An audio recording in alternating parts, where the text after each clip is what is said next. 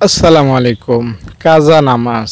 কাজা নামাজ পড়ার নিয়ম আপনাদেরকে জানাবো। অনেকেই কাজা নামাজ নিয়ে চিন্তায় একদম অস্থির হয়ে যান। আসলে কাজা নামাজ পড়ার নিয়ম একদম সহজ এবং কাজা নামাজের গুনাহ মাফ করানো আরও সহজ। এটা অনেক সহজ একটা বিষয়। এই ভিডিওটা যদি আপনি দেখেন তাহলে বিষয়টা ক্লিয়ারলি বুঝতে পারবেন, পরিষ্কারভাবে আপনার মাথায় ঢোকাতে পারবেন ইনশাল্লাহ। আমাকে একটু সময় দিবেন এবং একটা লাইক করবেন, কমেন্টে আমিন লিখবেন, এটা অনুরোধ করছি। দর্শক, কাজা নামাজ হলো যে নামাজটা আপনি টাইমে পড়তে পারেন না, বেটাইমে পড়বেন, ওটাকে বলা হয় কাজা নামাজ। ফজরের নামাজ আপনি ঘুম থেকে উঠতে পারেন না, সূর্য উঠে গিয়েছে, এখন সূর্য ওঠার পরে পড়বেন, এটাকে বলা হয় কাজা নামাজ। এখন এই কাজা নামাজটা আপনি যদি রানিং দিনের কাজা হয় তাহলে তো খুব সহজে পড়া যায়। যেমন আজকে ফজর পড়তে পারি নাই, সকাল 10টায় পড়ব বা জোহরের পরে আমি ফজরের নামাজটা কাজা আদায় করে নেব। কিন্তু যদি কাজা নামাজের সংখ্যাটা অনেক হয়, যেমন কারো ক্ষেত্রে হয়তো 20 বছর নামাজ পড়েন নাই, কেউ হয়তো 30 বছর নামাজ পড়েন নাই, তো এটা তো মারাত্মক লেভেলের কাজা গুনাহ। এই নামাজ কাজা করার নিয়ম আলাদা, আর একক তো দুই এক তো কাজা হয়ে গেলে এই নামাজ কাজা করার নিয়ম আলাদা। আপনার যদি মাত্র 1 বা 2 ওয়াক্ত নামাজ কাজা হয়ে থাকে তাহলে এই নামাজ আপনাকে পরবর্তী নামাজ পড়ার আগে অবশ্যই আদায় করতে হবে। যেমন আপনি এশারের নামাজ না পড়ে ঘুমায় গেলেন, চিন্তা করলেন যে আমি একটু বিশ্রাম নেই, তারপরে সময় পেলে ঘুম থেকে জেগে আমি এশারের নামাজটা পড়ব, কিন্তু ঘুম এত গভীর হয়ে গিয়েছে যে ফজরের সময় হয়ে গিয়েছে। তাহলে যেহেতু আপনার এক ওয়াক্ত নামাজে শুধু কাজা আর অতীতের কোনো কাজার রেকর্ড নাই, তাহলে আপনি যতক্ষণ না এশারের নামাজ কাজা আদায় করছেন ততক্ষণ ফজরের নামাজ পড়তে পারবেন না। বুঝতে পেরেছেন? আগে এশার কাজা আদায় করবেন, তারপরে ফজরের চিন্তা করবেন। যদি এশারের নামাজ না পড়ে ফজর পড়েন, এতে ফজরের নামাজ কবুল হওয়া না হওয়া নিয়ে প্রশ্ন থাকে এবং গুনাহ হওয়ারও সম্ভাবনা থাকে। তাই এই মাসালাটা আপনার মাথায় থাকতে হবে। যদি আপনার নামাজের রেকর্ড ভালো থাকে, অতীতে আপনি নামাজ ছাড়েন নাই, অতীতে কখনো নামাজ কাজা হয় নাই, কাজা হলে ওগুলো কাজা আদায় করে নিয়েছেন, শুধুমাত্র এশারের নামাজটাই কাজা হয়েছে, তাহলে এশারের নামাজ যতক্ষণ না আদায় হচ্ছে ততক্ষণ ফজর পড়তে পারবেন। এটা হলো যাদের 1-2 ওয়াক্ত নামাজ কাজা হয় তাদের মাসালা। আর দেখা যায় অনেকের কাজা নামাজ বছরের পর বছর, হয়তো 5 ওয়াক্ত নামাজের জায়গায় 2 ওয়াক্ত পড়ে, 3 ওয়াক্ত পড়ে না, আবার 2 সপ্তাহ পড়লে 3 সপ্তাহ পড়ে না, রমজান মাসে নামাজ পড়লে 11 মাস পড়ে না, এভাবে জীবনটা শেষ হয়ে গিয়েছে। এখন 70-80 বছর বয়স, তো ধরা যাক কারো হয়তো 50 বছরের নামাজ কাজা আছে, 50 বছর সে নামাজ পড়ে না। তো এই নামাজগুলো কিভাবে কাজা করবে? এই নামাজগুলো কাজা করার 2টা অপশন আছে। একটা হলো আল্লাহ তাআলার কাছে মাপ চেয়ে ক্ষমা হাসিল করিয়ে নেয়া। আল্লাহ, আমার বয়স হয়ে গিয়েছে 50 বছর, তো অতীতে নামাজ পড়ি নাই, এখন আমার বয়স 70 বছর, তো আমি তো এখন বিছানা থেকে উঠতে পারি না, আমি উক্তের নামাজই পড়ার শক্তি রাখি না, 50 বছরের কাজা নামাজ কেমনি আমি আদায় করব? এটা বাস্তবিকভাবেও কঠিন। আপনার বয়স যদি এখন 70 হয়, সাপোজ ধরে নেন আপনার বয়স 70 বছর এবং আপনি উক্তের নামাজ পড়তে আপনার কষ্ট হয়, আপনি উঠতে পারেন না, উঠলে বসতে পারেন না, চেয়ারে বসে নামাজ পড়তে হয়, ভালো করে নামাজ পড়তে পারেন না, বয়স হলে আর যা হয় আর কি। তো এমন অবস্থা যদি হয় আর অতীতে আপনি যদি 50 বছর নামাজ না পড়ে থাকেন, তাহলে আপনার এই নামাজ কাজা করার অন্যতম একটা উপায় হলো আল্লাহ তাআলার কাছে শর্টকাটে বলা, আল্লাহ, আমি আর এগুলো পারছি না, আমি ওক্তের নামাজই পড়তে পারছি না, তাই ওইগুলো কাজা করা আমার পক্ষে সম্ভব না, তুমি আমাকে মাফ করে দাও। দেখবেন ইসলামের একটা নিয়ম আপনাকে জানাই, খুব মজার নিয়ম। সেটা হলো, আমি আব্দুল আজিজ যদি ধরেন রমজান মাসের রোজা না রাখি অসুস্থতার কারণে, তাহলে আমি যখন সুস্থ হব তখন আমাকে রোজাগুলো রাখতে হবে। কিন্তু আমার বয়সী না, যার বয়স বেশি 60, 70, 80 বছর এবং সে অসুস্থ, সে আর ভালো হওয়ার আশঙ্কা নাই, হ্যাঁ, এমন ব্যক্তি যদি আমার মতো রোজা না রাখে, তাহলে তাকে পরবর্তীতে কাজা করার কথা বলা হয় না, বরং সে রোজার পরিবর্তে একজন মানুষকে খাওয়াই দেবে। আমি রোজা না রাখলে আমি কিন্তু খাওয়াই দিব না, আমি কি করব, পরবর্তীতে রোজা কাজা আদায় করব। আর যে ব্যক্তি আমার দাদার বয়সী অসুস্থ, ওই লোকটা রোজা না রাখলে তার নিয়ম একজন মানুষকে খাওয়াই দেওয়া, তারপরে আর রোজা রাখতে হবে না। দেখেন, সেও মানুষ, আমিও মানুষ, কিন্তু নিয়ম তার জন্য আলাদা, আমার জন্য আলাদা। আমি যেহেতু এখনও ফিটফাট আছি, মানে শারীরিকভাবে বয়স বেশি হয় না, আমি এখন 5 বছর অসুস্থ থাকলেও ভবিষ্যতে আমার সুস্থ হওয়ার সম্ভাবনা আছে, কারণ আমার বয়স মাত্র 30-এর কোটায়। আর যার বয়স 70-এর কোটায়, ও তো মরার পথেই, বলা চলে কবরে 1 পা চলে গেছে। ওই বেচারা, ওই মুরব্বী তো আর সুস্থ হওয়ার মতো একদম তার অবস্থান নাই। তাই তার নিয়ম আল্লাহ তাআলা আলাদা রেখেছেন, আর আমার নিয়ম আলাদা। তো এই নামাজের নিয়মটাও আমি আপনাকে বলি, এটা ওই রকমের, এই রোজার যে উদাহরণটা দিলাম, এরকম নির্দিষ্ট কোনো ধরাবাঁধা নিয়ম না নামাজের। আমি জাস্ট আপনাদেরকে বোঝানোর স্বার্থে বলছি নিয়মটা। সেটা হলো, আমি যদি আজ পর্যন্ত নামাজ না পড়তাম, ধরেন আমার বয়স এখন 28 বছর, আমি 28 বছর ধরে নামাজ পড়ি নাই, এবং আমি ধরেন বালেগ হয়েছি 15 বছর, এটা বোঝানোর স্বার্থে বলছি। তো 15 থেকে 28, এখানে আপনার হয় 13 বছর। 13 বছর আমি নামাজ পড়ি নাই। 15 বছরের আগে নামাজ পড়া না পড়া সমান কথা, কারণ ওই সময় নামাজ না পড়লে তার গুনাহ হয় না। একটা ছেলে বালেগ হওয়ার পর থেকেই না গুনাহ হয়।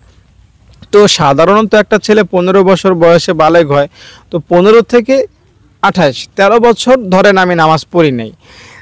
আমাকে দিয়ে বুঝাচ্ছি, আমার বয়স বা বালেগ হওয়া এগুলো কিন্তু আমি যেটা বলছি সেটার উপর নির্ভর না, আমি আপনাকে বোঝানোর স্বার্থে কথাগুলো বলছি, ঠিক আছে? তো ধরেন আমার বয়স 28 বছর এবং আমি ধরেন বালেগ হয়েছে 15 বছর বয়সে, তাহলে আমি 13 বছর নামাজ পড়ি নাই। 13 বছর নামাজ না পড়ার গুনাহ আমার অ্যাকাউন্টে আছে।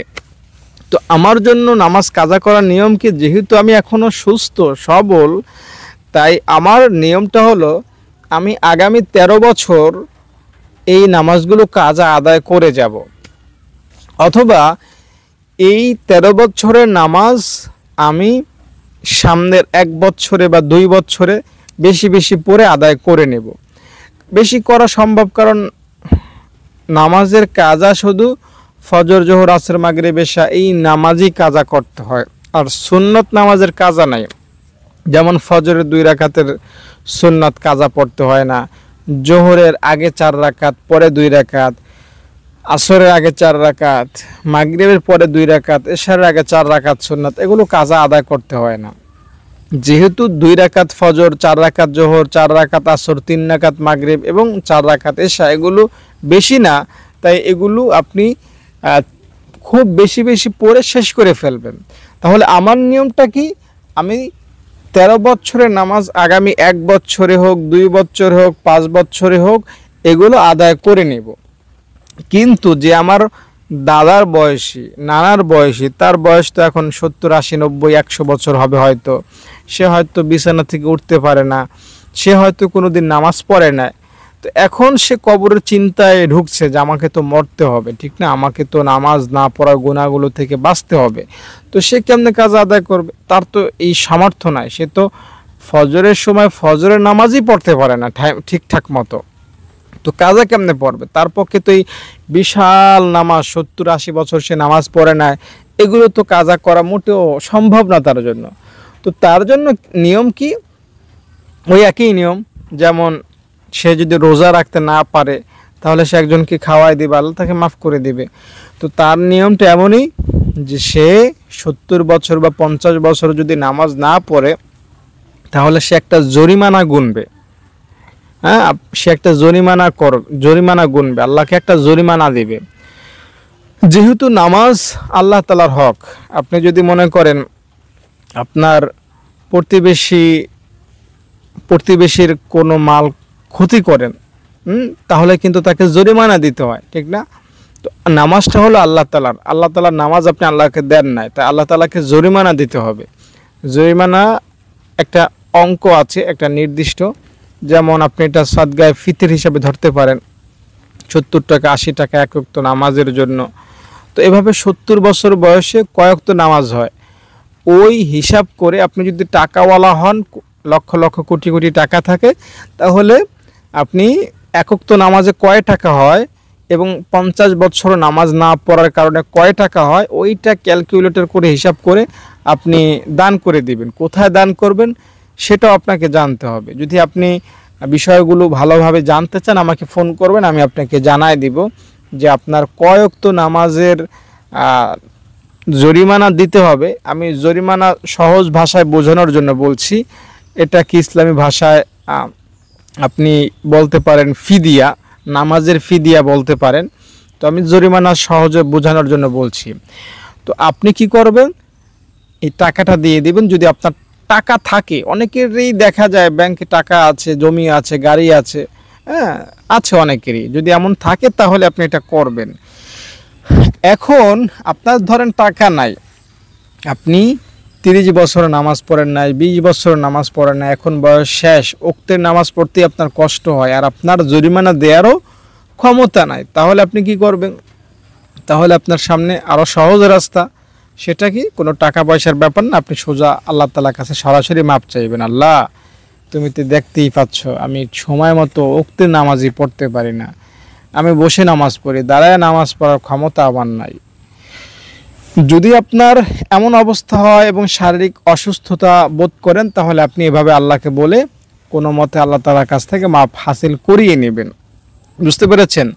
টাকাওয়ালা যিনি আছেন তিনি তো জরিমানা গুনবেন, জরিমানা গুনে মাফও চাইবেন, আর যাকে টাকা আল্লাহ দেন নাই সেও মাপ চাইবেন, খুব ভালোভাবে মাপ চাইবেন। আর যে আমার মতো 13 বছর নামাজ না পড়া গুনাহ আছে এবং বয়স এখনও যুবকের কোটায়, তাহলে আপনার জন্য নামাজ কাজা করা বাধ্যতামূলক, নামাজ কাজা করতে হবে এবং আল্লাহ তাআলার কাছে মাপও চাইতে হবে। যে টাকাওয়ালা সেও আল্লাহর কাছে মাপ চাইবে, যে 70 বছরে বৃদ্ধ নামাজ পড়ে নাই 50 বছর কিন্তু টাকা নাই, সেও মাপ চাইবে। আর আমার বয়সী যারা আছেন 13 বছর 15 বছর নামাজ পড়েন নাই, তারাও মাপ চাইবেন এবং কাজাও করবেন। আমার আপনার জন্য জরিমানা নাই, আমি আপনি জরিমানা দিব না, আমি আপনি কি করব, নামাজটা টাইম মতো কাজা আদায় করব। আর যার টাকা আছে কিন্তু নামাজ পড়ার শক্তি নাই, সে জরিমানা গুনবে। আর যার টাকা নাই আর নামাজ পড়ার শক্তিও নাই, বয়স হয়ে গিয়েছে, সে নামাজ না পড়া গুনাহ থেকে আল্লাহ তাআলার কাছে খাসভাবে মাপ চাইবে। আশা করি বিষয়টা ক্লিয়ারলি বুঝতে পেরেছেন। এখন আমি ফাইনালি একটা কথা বলি, আমি যে নিয়মকানুনগুলো বললাম এগুলো কিন্তু ধরাবাঁধা কোনো নিয়ম না, এগুলো করলেই যে আপনি একদম পার পেয়ে যাবেন তা কিন্তু না। আমি আমার থিওরি থেকে আমি যতটুকু জানি বুঝেছি আল্লাহ তাআলার কাছ থেকে সহজে ক্ষমা হাসিল করার নিয়ম সম্পর্কে, সেই আলোকে আপনাকে জাস্ট একটা পরামর্শমূলক একটা বার্তা, এই একই কথা যদি আপনি অন্য কোনো হুজুর কাছ থেকে জানতে চান, তিনি হয়তো তার মতো করে আপনাকে একটা পরামর্শ দিবে। বাকি আমার পরামর্শটা যদি আপনার কাছে ভালো মনে হয়, ভালো লাগে, তাহলে আমার এই কথাগুলোর উপর আপনি আমল করতে পারেন। এটা কোনো বাধ্যতামূলক নিয়ম না, আমি আগেও বলেছি, ঠিক না? তাহলে আপনার জন্য করণীয় কি, নামাজগুলো কাজা করে নেয়া, যদি শরীরে শক্তি থাকে, আর শরীরে শক্তি না থাকলে, টাকা থাকলে জরিমানা দেয়া, আর টাকা দেওয়ার ক্ষমতা না থাকলে আল্লাহ তাআলার কাছে মাপ চাওয়া। তবে আমরা সবাই আল্লাহ তাআলার কাছে মাপ চাইব, সবসময় মাপ চাইব, কারণ মাপ চাইলে আল্লাহ তাআলা খুশি হন এবং বান্দাকে ক্ষমা করে দেন। পরিশেষে একটা কথা বলবো, কথাটা কোট করে নেবেন। একজন হিন্দু, খ্রিস্টান, বৌদ্ধ, নাসারা যখন মুসলমান হয়, সে তো কোনোদিন নামাজ পড়ে না, ঠিক না? পড়েছে বলেন? পড়ে না। একজন হিন্দু কি নামাজ পড়ে? খ্রিস্টান কি নামাজ পড়ে? পড়ে না। সে যখন মুসলমান হয়, তার সব গুনাহ আল্লাহ মাফ করে দেন। তো আমরা মুসলমান, আমরা তো শিরক করি নাই, আমরা তো ওই মারাত্মক লেভেলের গুনাহ করি নাই, আমরা হয়তো নামাজ পড়ি নাই, হয়তো রোজা রাখি নাই, এই সামান্য গুনাহ করেছি। এই গুনাহ আল্লাহ তাআলা আরো আগে মাফ করবেন। একটা বিধর্মী যদি মুসলমান হয়ে এত সহজে তার সারা জীবনের নামাজ না পড়া, শিরকের গুনাহ, এত ভয়ানক লেভেলের গুনাহ মাফ করাতে পারে, তো আমরা মুসলমান, আমরা তো অন্তত ঈদের নামাজটা পড়েছি। ঈদের নামাজ না পড়ি, জানাজা কেউ মারা গেলে জানাজাটা তো পড়েছি, ঠিক না? রমজান আসলেন, রমজানকে শ্রদ্ধা তো করি। তো আল্লাহ তাআলা আমাদেরকেও ইনশাল্লাহ মাফ করে দেবেন, আরও বেশি সহজে সস্তায় মাফ করবেন। তাই ভয়ের কোনো কারণ নাই, ভয় পাবেন না, বরং আল্লাহ তাআলার কাছে মাফ চাইবেন। আর কাজা নামাজের নিয়ম কি? আমি 2 রাকাত ফজরের নামাজ কাজা আদায় করছি, আল্লাহু আকবার। আমি 2 রাকাত জোহরের ফরজ নামাজ আদায় করছি, আল্লাহু আকবার। আমি 4 রাকাত আসরের ফরজ নামাজ কাজা আদায় করছি, আল্লাহু আকবার। এভাবে আপনি প্রতিদিনের নামাজের সাথে আসরের নামাজ যখন পড়বেন, আসরের নামাজের সাথে এক ওয়াক্ত আসরের নামাজ কাজা আদায় করে নেবে। এভাবে পড়তে পড়তে পড়তে পড়তে পড়তে পড়তে পড়তে যেদিন আপনার মনে হবে যে না, জীবনে যত নামাজ ছেড়ে দিয়েছিলাম সব নামাজ এখন পূর্ণ হয়ে গিয়েছে, সেদিন আপনি কাজা নামাজ পড়া বন্ধ করবেন। আপনার মনেই এটা বলে দেবে। আপনি কাজা নামাজ যদি 2 বছর, 4 বছর, 5 বছর, 10 বছর পড়তে থাকেন এবং একটা সময় গিয়ে কাজা নামাজ কমপ্লিট হয়ে যায়, ওই সময় আপনার মনেই এটা আসবে বা মন থেকে এটা আপনি বুঝতে পারবেন যে না, এখন আমার কাজা নামাজ আদায় হয়ে গিয়েছে সব। বুঝতে পেরেছেন? তাই এটা আপনি ভালো করে মনে রাখেন কথাটা। এটা তো আর খাতা কলমে হিসাব করা সম্ভব না যে কত ওয়াক্ত নামাজ কাজা হয়েছে আর কত ওয়াক্ত নামাজ কাজা আমি আদায় করলাম, এটা ওইভাবে হিসাব করাও সম্ভব না। তাই আপনার মনেই এটা বলে দেবে যে আমি কত ওয়াক্ত নামাজ কাজা করেছি আর কত ওয়াক্ত নামাজ কাজা হয়ে গিয়েছে। যখন পরিপূর্ণ হয়ে যাবে সব নামাজ কাজা আদায় করা, ইনশাল্লাহ আপনার মনেই সায় দেবে যে এখন আর কাজা আদায় করতে হবে না। তো বন্ধু, ভাই, বোন, যারা ভিডিওটা দেখলেন প্রত্যেকের কাছে অনুরোধ করব, লাইক দেন, একটা লাইক করে দেন এখনই টপ করে, আর কমেন্টে সবাই আমিন লেখেন। আর আপনার যদি কোনো বিষয় জানার আগ্রহ থাকে তাহলে আমাকে ফোন করবেন। আবার মাদ্রাসা দান করতে চাইলে আমাকে ফোন করবেন। এখানে তিমসহায় ছাত্রীরা পড়ে। আল্লাহ তাআলা আপনাদেরকে কবুল করেন, মাফ করেন। ভালো থাকেন। আসসালামু আলাইকুম। ছাত্রীরা, তোমাদের হাতে কি? তোমরা কোরআন শরীফ পড়তে পারো? তোমরা কোরআন কোথায় শিখেছো? এই মাদ্রাসায় পড়তে কোনো টাকা দিতে হয়? আসসালামু আলাইকুম দর্শক, আমি আব্দুল আজিজ, এরা আমার ছাত্রী। ছোটরা বলো আমিন, সবাই বলো আমিন। আল্লাহ তাআলা তার গুনাহ মাফ করে দেন, তাকে সুখে রাখেন, নিরাপদে রাখেন, সুস্থতা রাখেন, সম্পদে রাখেন, সম্মানে রাখেন। সবাই বলো আমিন। মৃত্যু পর্যন্ত যাতে তিনি মাদ্রাসা, মসজিদ, এতিমখানায় গরিব, অসহায়, বিধবাদের পাশে থাকতে পারেন। সবাই বলো আমিন। তার অন্তরে আল্লাহ তাআলা ইসলামের মায়া মহব্বত, কোরআনের মায়া মহব্বত ঢুকিয়ে দেন। সবাই বলো আমিন।